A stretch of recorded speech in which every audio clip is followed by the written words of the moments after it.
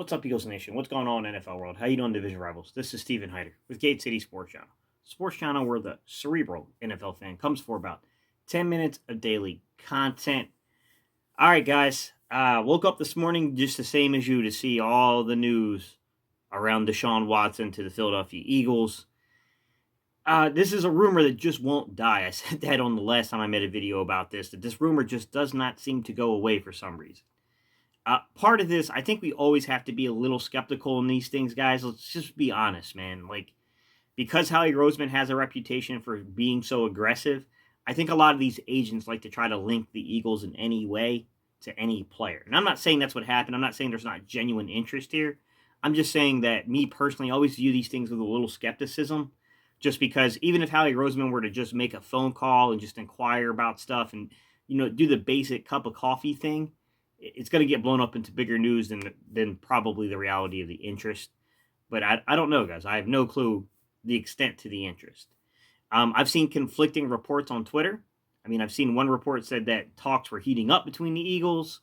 And then I saw another report that said that there's nothing imminent, that there's still, even though the NFL is given some leadway here, there's still a ton of things to hurdle in regards to Deshaun Watson, both legally, financially. There's a bunch of stuff going on here. The other thing to consider here, guys, is the cap implications of such a move. Like I said, guys, I can't tell you if something like this is going to happen or not. It's completely outside my control. What I can talk about is we bring him in here. Yes, we can currently fit that $10.5 million. We can definitely view the contract, workings of Lane Johnson and the contract workings of Derek Barnett as, we restructured their contracts, created, $14 million in cap space. We can view those moves as a way of getting a guy like Deshaun Watson here. I mean, sure, that does make sense. But I will add, that's not the way I viewed those contract, things. It doesn't mean that the way I viewed it is correct. It just means it's not the way I initially viewed those moves. Generally speaking, guys will move money, around like the way that we saw Zach Ertz do several times to get guys currently on the team under contract. So I thought that was more so about getting guys like, Dallas Goedert, these guys that are up for extensions, your Josh Sweat, your Derek Barnett, those guys under contract. Could be wrong. This could completely be for Deshaun Watson. Who knows, guys? But I will say it poses some financial consequences here. Because while Deshaun Watson's base is $10.5 million this year, it's going to go up. He's going to get paid more. Now, I think we all know that $10.5 million for a top 12 quarterback is chump change. That's nothing. We all get it. But like I said, that salary will go up. That base is going to go up over time. The other thing I look at is if you take that $10.5 million, now you're taking away some of the money you created. And we had to, basically what you do, guys, when you restructure a contract and you're trying to get guys to basically reduce their single year salary, essentially what you're doing is you're taking their base. So you're taking money from the base salary, right? And you're converting it into bonus money. So basically what happened with Derek Barnett and, Lane Johnson is they're not missing any money. They just, instead of getting their money over monthly installments over the season, they got it in a lump sum signing bonus, which then gave the Eagles the cap flexibility to take that figure and spread it out over dummy years. So that's what they did with Lane Johnson and Derek Barnett.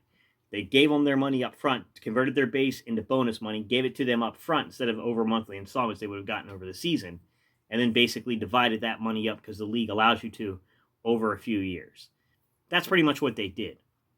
So when you do something like that, you're reducing the available cap space you had in those those years that come after that, right? So 2022, 2023, you're reducing the cap space you had available. For 2023 and places like that, it's not a huge deal just because we have a ton of cap space there.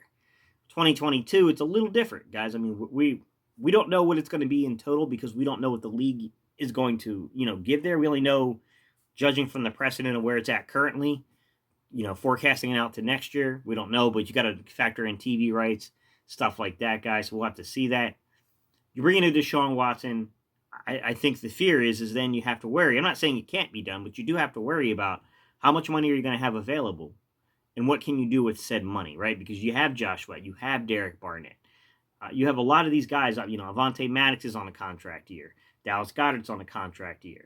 You're going to want to work out an extension with Miles Sanders soon, unless you're ready to move on from said player. Like, it definitely makes things a little bit more complicated. But these things you can never predict, guys. This is why I try not to say definitively one way or the other on these trade speculation things, because there's just, it's completely out of my control, and there's really no way to tell what's happening behind the scenes, like what is really being discussed. Guys, there's just absolutely no way for us to know that. Kind of round out our talks, guys, to finish it here. What does this do for Jalen Hurts, guys? I don't know, man. I mean, is he going to be a part of a package that would include a trade for Deshaun Watson? Who knows?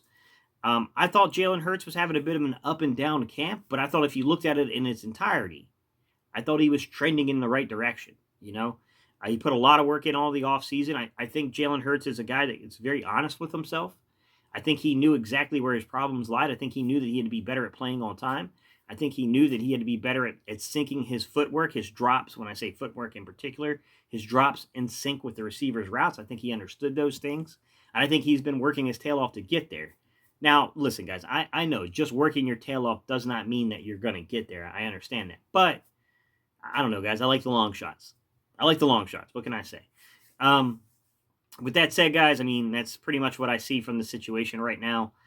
Not a whole lot we can make of it. I mean, personally, I'm not a guy that likes to give away draft picks. I mean, Deshaun Watson is a very good football player. I'm not going to lie there. But, he's had some good teams with the Texans, and they haven't gone very far. So it does make you wonder, but I will say that he's a good quarterback, man. This is definitely, in my opinion, a top 5 quarterback, and he's certainly a top 12 quarterback. So he's certainly in the realm of what you would call a franchise quarterback. Just a matter of, man, you spent that pick on Jalen Hurts, and then it just feels like if you make this move, we didn't even give him an opportunity. But look, to be fair, everybody who's been reporting this has said that the one thing they can say with 100% accuracy is that the Eagles will not settle at the quarterback position. It's just not a position they're going to settle for. They're going to push for it. They're going to push to get the guy that they want. They're going to push to make sure they have a guy going forward for the next 5 to 10 years. And I get it. I mean, it is what it is in those perspectives of things. Organizations view certain positions with, a different, degree of respect to them. I mean, quarterbacks, generally speaking, get a lot of credit for things, and they get a lot of blame for things. So the position is valued a lot more. But, I mean, we'll see, guys. I mean, like I said, guys, I'm in favor of keeping picks. But I won't deny that Deshaun Watson's not an excellent football player. I mean, he's a great football player. There's no doubt about it, man. But these things kind of are what they are in Philadelphia. It's kind of crazy, man, because it felt like some of the craziness around the Eagles was starting to die out a little bit. We were getting a little bit more in-depth coverage. It felt like we were returning to normal football, and then this again. You know what I mean? Like, it's like there's never a day of rest if you're an Eagles fan. It's just, we're always in the news for something, y'all. All right, y'all. I appreciate y'all, and I'll see y'all in the next video. We're going to do camp notes later on today, guys. Day 7 camp notes. Jacoby Stevens had a good practice, guys.